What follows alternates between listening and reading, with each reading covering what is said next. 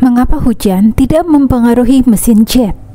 Pada mesin jet, udara dikompresi oleh bilah kipas dan diarahkan ke ruang bakar, lalu dicampur dengan bahan bakar dan dinyalakan. Gas buang yang panas kemudian keluar dari mesin dan memberikan daya dorong.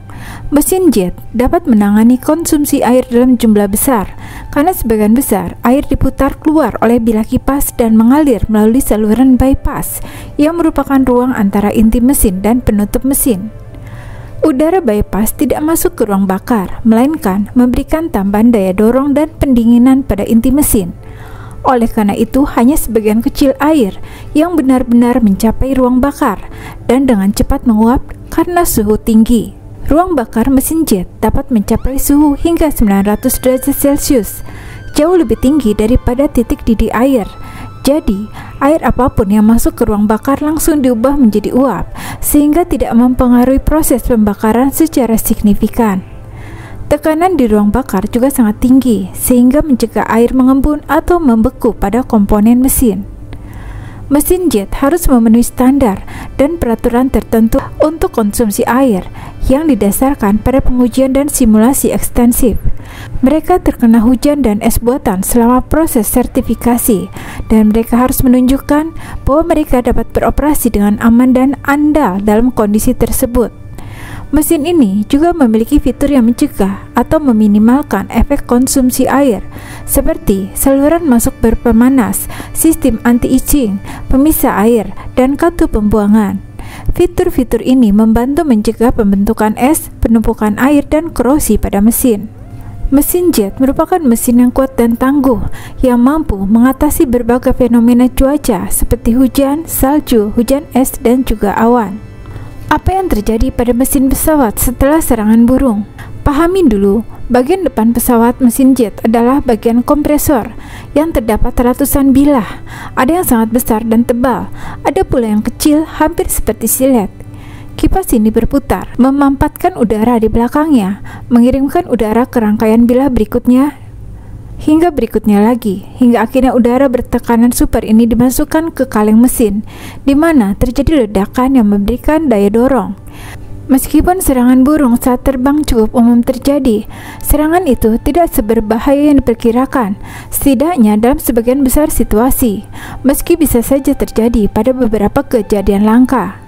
Mesin jet modern diuji dan direkayasa agar tahan terhadap konsumsi burung. Secara umum, mesin yang lebih modern dapat bertahan dari serangan burung dengan cukup baik. Tentu saja, mengingat semua variabel di atas, kombinasi ekstrim apapun dari variabel tersebut dapat menyebabkan kegagalan mesin. Namun, pesawat masih bisa terbang dengan cukup baik dan disertifikasi untuk terbang dengan mesin mati. Mengapa pesawat tempur tua mempunyai senjata di belakang baling-balingnya? Bagaimana peluru tidak mengenai baling-baling secara tidak sengaja? Pesawat tempur tua mempunyai senjata di belakang baling-baling karena merupakan posisi paling nyaman dan efektif untuk membidik dan menembak pesawat musuh. Hal ini juga menimbulkan tantangan bagaimana mencegah peluru mengenai bilah baling-baling yang dapat merusak mesin dan pesawat itu sendiri.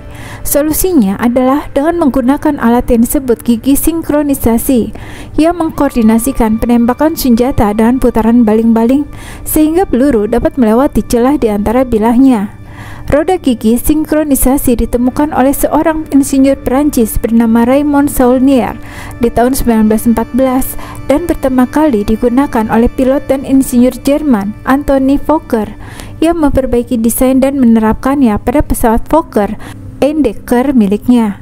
Roda gigi sinkronisasi terdiri dari hubungan mekanis yang menghubungkan pelatuk senjata ke poros baling-baling dan roda hubungan yang mengontrol waktu penembakan. Roda hubungan memiliki satu atau lebih lobus yang sesuai dengan jumlah bilah pada baling-baling dan berputar dengan kecepatan yang sama dengan baling-baling. Ketika roda hubungan mencapai posisi tertentu, pistol dapat menembakkan peluru yang kemudian terbang melalui celah di antara bilahnya. Ketika roda hubungan mencapai posisi lain, roda hubungan tersebut menghalangi tembakan senjata sehingga peluru tidak mengenai bilahnya. Dengan cara ini, gigi sinkronisasi memastikan senjata hanya ditembakkan ketika baling-balingnya tidak menghalangi. Alat uji untuk mesin pesawat terbang.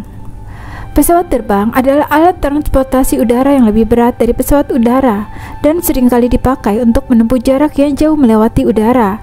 Pesawat terbang adalah salah satu pilihan untuk melakukan perjalanan jauh dengan masa yang tak terlampau lama dibandingkan kapal laut dan perangkat transportasi darat yang seringkali mempunyai waktu perjalanan yang lama. Tentunya, pesawat terbang mempunyai risiko tinggi dibanding dengan kendaraan darat ataupun laut. Oleh karena itu, kesehatan pesawat terbang pun menjadi sangat mendesak, terutama urusan kinerja mesin pesawat terbang itu sendiri. Mesin pesawat adalah komponen mendesak dari sistem propulsi guna pesawat terbang yang menjadi tenaga mekanik untuk menggerakkan pesawat terbang. Rata-rata, mesin pesawat terbang menggunakan mesin piston enteng atau turbin gas. Bagi bergerak ke depan, pesawat terbang memerlukan daya dorong yang berasal dari tenaga penggerak atau seringkali disebut dengan mesin pesawat. Gaya dorong itu didapat dari mesin, seringkali disebut dengan gaya dorong. Sebelum mesin pesawat dipasang ke dalam badan pesawat, mesin harus diuji lebih dulu dalam segi kekuatan dan daya tahan menggunakan engine dinamometer.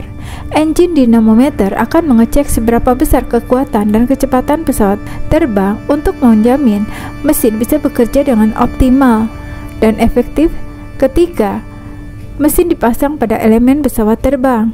Selain itu, dinamometer mesin juga menghubungkan sistem pembakaran pada mesin pesawat dan mengawasi perilaku mesin sampai tidak ada kekeliruan atau error ketika dipasang pada badan pesawat terbang. Jerman ternyata menciptakan piring terbang. Ternyata UFO yang pernah dilihat oleh manusia di tahun 1950 hanyalah buatan manusia semata.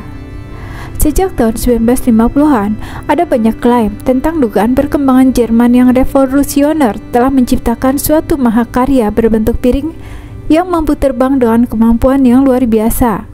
Mahakarya ini juga dikenal sebagai piring terbang, kemudian dinamai UFO, telah dilihat oleh banyak orang di seluruh dunia sejak tahun 1947, terutama ketika fenomena kejadian Roswell terjadi. Menurut banyak calon penemu dan penggemar teori ini, UFO tidak berasal dari luar bumi dan UFO hanyalah buatan manusia semata.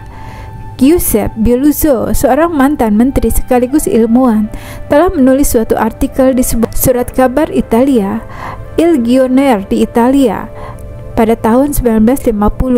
Dalam artikelnya yang kontroversial saat itu, di mana dunia masih dihebohkan dengan fenomena kejadian Roswell, ia menulis bahwa sesungguhnya Jerman telah mempelajari desain pesawat dengan teknologi tinggi yang berbentuk piring sejak 1942. Bieluzzo akhirnya ditemukan tewas terbunuh hanya beberapa tahun kemudian setelah ia memuat pengakuannya yang kontroversial tersebut. Dalam waktu yang hampir bersamaan dengan saat memuat artikel itu, seorang insinyur Jerman bernama Rudolf Schirriver memberikan pengakuan kepada majalah Der Spiegel bahwa ia telah mendesain pesawat berbentuk piring dengan diameter 15 meter. Kisah Schirriver ini kemudian diangkat dalam sebuah buku yang ditulis oleh Rudolf Russar, seorang wali kota di militer Jerman dari unit teknis selama Perang Dunia Kedua pada tahun yang sama juga.